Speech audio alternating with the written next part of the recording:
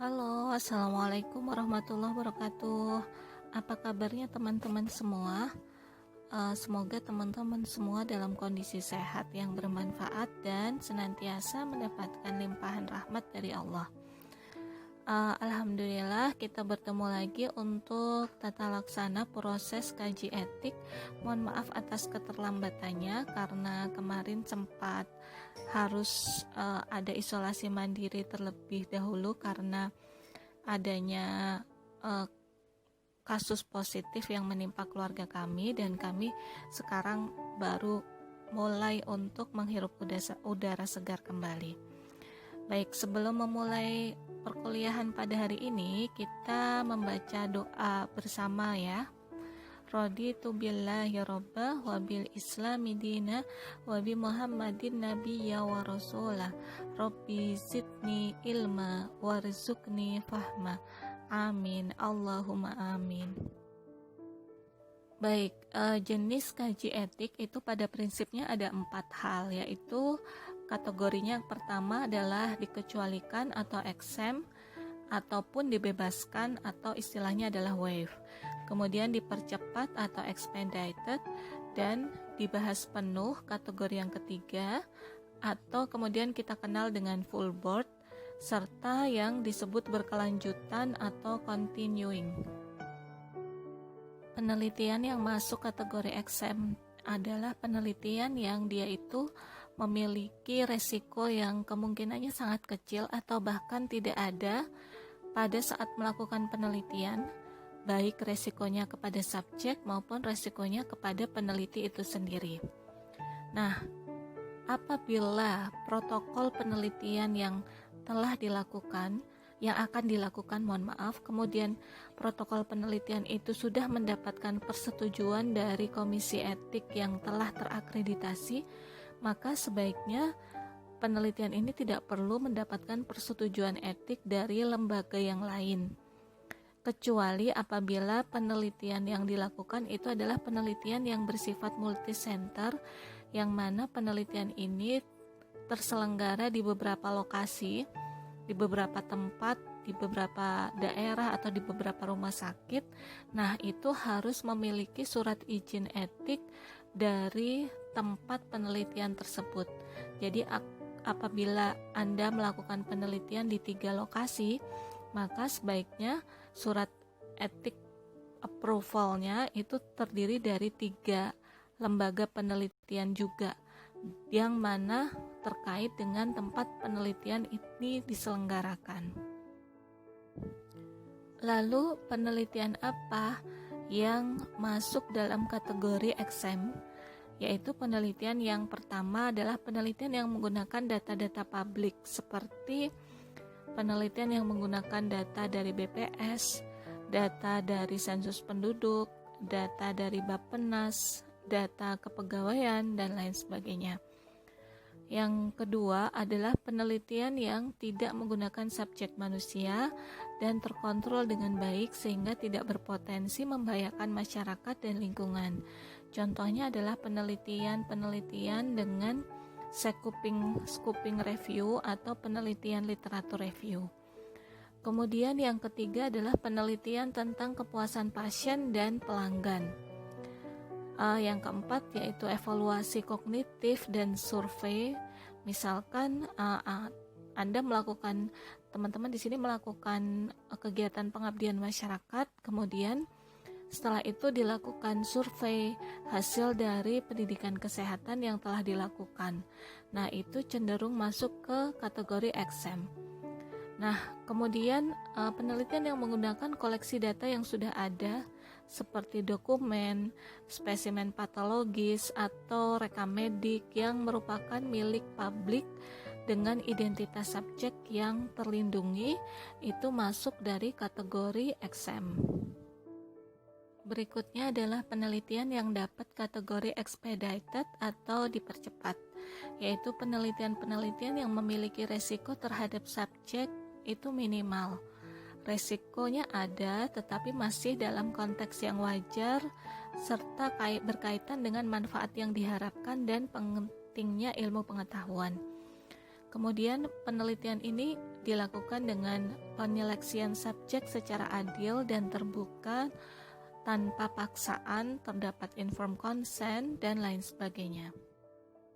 Selain itu, penelitiannya juga memiliki rencana penelitian dengan ketentuan yang memadai, adanya pemantauan dan pengumpulan data yang tepat, mampu menjamin keamanan subjek, melindungi privasi subjek, serta terdapat kerahasiaan data. Nah, penelitian ini juga menyediakan seperti sarana investigasi atau bantuan bencana apabila terdapat resiko yang di luar kehendak dari peneliti yang sekiranya resiko itu membutuhkan bantuan penanganan langsung. Nah, protokol-protokol yang termasuk dalam kategori expedited ini akan direview kurang lebih sekitar 7 sampai 14 hari. Berikutnya adalah protokol penelitian yang masuk dari review full board committee atau yang harus dibahas dan disidangkan dengan jumlah anggota minimal 5 orang dari anggota komisi etik. Protokol-protokol penelitian yang masuk kategori FB atau full board adalah protokol penelitian yang mengindikasikan adanya resiko yang cukup serius.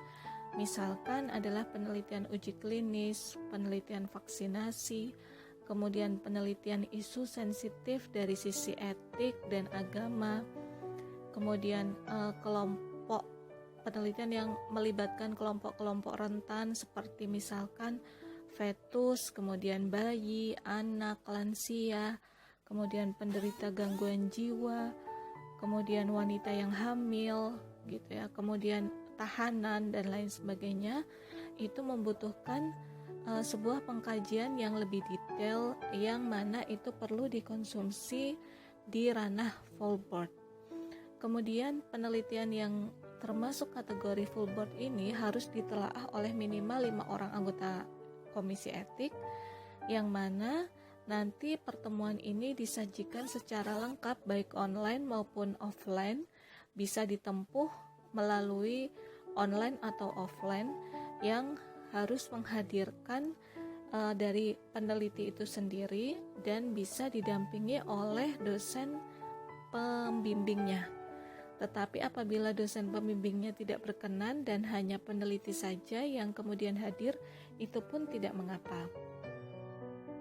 Mengapa peneliti harus dihadirkan? Karena peneliti ini akan diminta untuk menanggapi pertanyaan dan kemudian mendengarkan saran ataupun memberikan klarifikasi terhadap anggota komisi etik yang bertugas untuk menelaah protokol tersebut. Nah, ketika semua pertanyaan dan klarifikasi sudah dijawab, kemudian peneliti itu diminta untuk meninggalkan ruang pertemuan untuk memberikan kesempatan bagi komisi etik itu untuk membuat keputusan. Nah, keputusannya itu bisa 2, ditolak atau direvisi. Atau juga bisa penelitian tersebut bisa dilakukan tetapi mungkin ada revisi di bagian-bagian yang mana, seperti itu. Yang terakhir adalah penelitian yang sifatnya adalah continuing atau berlanjut terus. Penelitian ini adalah penelitian yang digunakan pada penelitian jangka panjang, yang mana penelitian seperti penelitian prospektif gitu ya, mengikuti terus-menerus, atau penelitian kohort yang mana kan batas waktu ethical approval itu sekitar 1 tahun. Nah, kalau misalkan penelitiannya ini melewati lebih dari 1 tahun, maka peneliti diharuskan untuk mengajukan berkas dokumen baru beserta hasil laporan kemajuan penelitian untuk mendapatkan persetujuan etik lanjutan yang sifatnya continuing tadi.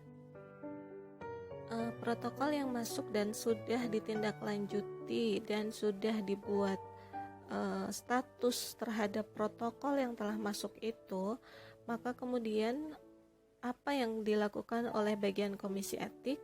Yang dilakukan adalah yang pertama, Hasilnya dikomunikasikan kepada peneliti via email atau bisa diakses secara langsung di SIM EPK dan bisa juga diinformasikan lewat WhatsApp. Kemudian makna dari hasil telaahnya itu ada ada 4. Yang pertama adalah disetujui sesuai usulan yang diserahkan, artinya langsung jalan aja sesuai dengan protokol yang diajukan. Kemudian disetujui kondisional, artinya disetujui kondisional itu adalah disetujui tapi ada revisi di beberapa tempat gitu. Kemudian tidak disetujui dan membutuhkan informasi tambahan. Nah, ini adalah kategori yang harus dimintai full board, atau ada juga yang ditolak. Nah, lalu bagaimana dengan protokol yang ditolak? Protokol yang ditolak itu silahkan bisa diajukan di komisi lain, karena belum tentu sebuah protokol yang ditolak di komisi penelitian A itu juga akan ditolak di komisi penelitian B, karena sebuah pemahaman etik itu adalah sebuah pemahaman yang bersifat subjektif, tergantung pengalaman, kemudian jam terbang dari para previewnya. Jadi meskipun dari Komisi Etik Internasional itu memiliki guideline, tetap saja guideline itu merupakan patokan yang kemudian kasusnya itu bisa bervariasi gitu. Kita ada guideline tapi belum tentu sebuah protokol penelitian yang ditolak di sebuah komisi etik itu kemudian akan ditolak juga di komisi etik yang lain. Jadi jangan putus asa. Selain itu, semua penjelasan itu disediakan dengan tertulis, termasuk hasil reviewnya itu kemudian dilampirkan juga secara tertulis. Untuk kerangka waktu proses telaah itu, hari pertama protokol masuk biasanya akan diceklis oleh admin terkait dengan kelengkapan semua dokumen yang dilampirkan. Kemudian sekitar hari 1 sampai 5 itu adalah screening teknis yang lebih rinci di tingkat sekretariat, yang mana biasanya nanti di sini sekretaris itu akan membuat resume yang nanti akan dibagikan kepada para penelaah di komisi etik. Kemudian hasil telaah cepat itu biasanya bisa kita ketahui dalam hari kelima, yang mana nanti itu sudah mulai ditentukan itu statusnya apakah exempted, apakah expedited, apakah full board, apakah continuing gitu. Kemudian setelah itu kurang lebih membutuhkan waktu 14 hari. Jadi total 14 hari dikurangi 5 ya, sekitar 9 hari itu adalah waktu yang digunakan oleh para reviewer untuk mereview protokol-protokol tersebut. Bisa jadi lebih pendek dibandingkan itu kalau misalnya load protokol yang masuk di komisi etik itu tidak terlalu lama, ataupun lebih pendek apabila statusnya itu adalah status exempt. Kemudian setelah itu apabila penelitian ini kemudian mendapatkan status full board itu biasanya membutuhkan waktu agak lebih lama dibandingkan dengan protokol yang expedited. Nah, lamanya waktu persetujuan itu sebenarnya tergantung pada kecepatan peneliti juga gitu ya dalam menanggapi responnya bagaimana gitu. Apabila kemudian dia itu responnya cepat, mau melakukan revisi ya insya Allah akan cepat. Selain itu juga tergantung pada jumlah preview.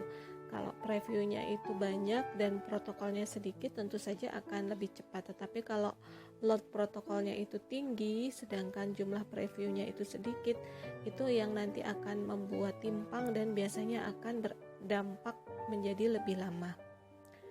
Oke teman-teman, kiranya itu dulu yang bisa saya bagi dalam kesempatan kali ini. Ini hanya sekedar cerita terkait dengan bagaimana kalau teman-teman itu mengajukan protokol penelitian di komisi etik. Berbeda komisi etik mungkin berbeda juga proses dan waktu penelaahannya.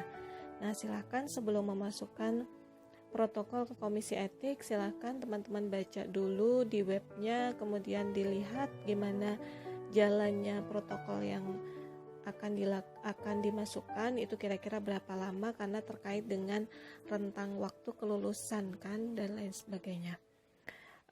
Semoga bermanfaat hasil sharing yang telah kita lakukan pada kesempatan hari ini, dan sampai jumpa pada pertemuan berikutnya. Terima kasih. Assalamualaikum warahmatullahi wabarakatuh.